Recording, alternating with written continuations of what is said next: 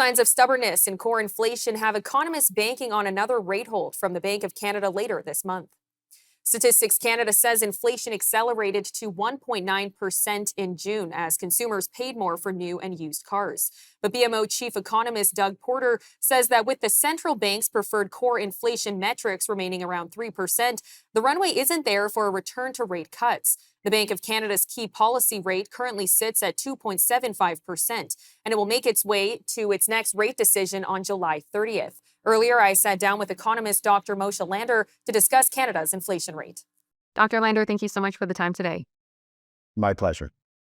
Now, we know that the inflation rate is within the Bank of Canada's benchmark, but is there a cause for concern with inflation ticking upward?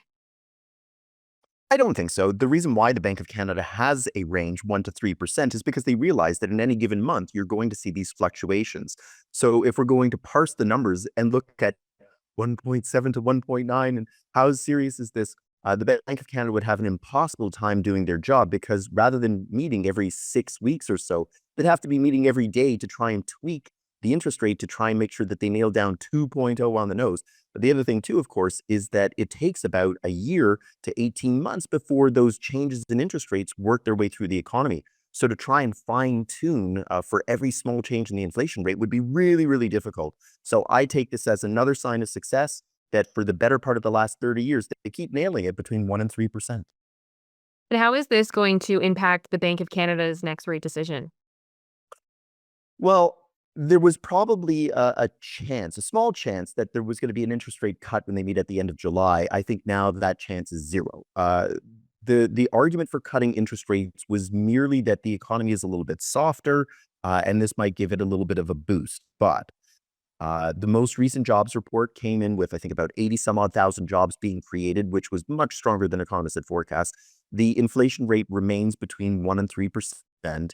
Core inflation, which stripped out food and energy components, is still within 1 to 3%, although it is a little bit at the higher end.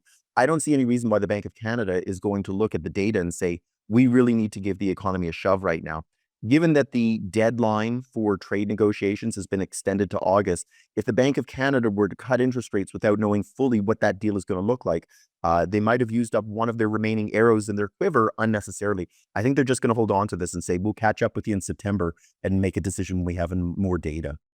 Now, there's been a lot of talk about budget deficits and inflation, with Ottawa projected to put forward a significant budget deficit increase in comparison to the last budget. Will that potentially worsen inflation? It has the potential to. I think the number that we're throwing around right now is something around $90 billion for a deficit. Remember that we're talking about an economy, though, that runs over $2 trillion. If you were overspending your income by about 4 cents on every dollar, that's dangerous, of course, but it's also not the end of the world. And there is a path back to where that can be reined in. The economy is soft right now. The last GDP figures showed that the economy was even shrinking. If I told you during your rough times, if you needed to borrow from a line of credit, you'd say, well, of course, I'm having rough times right now.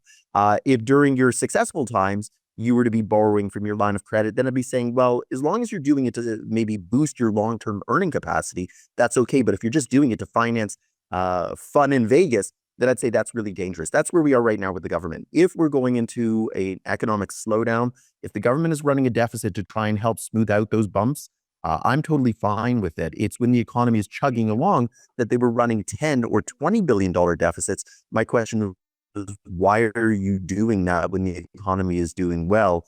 Unless you're doing it to boost the long-term capacity of the economy, you are effectively having a fun time in Vegas at the taxpayer's expense. Well, Dr. Lander, thank you for the time today.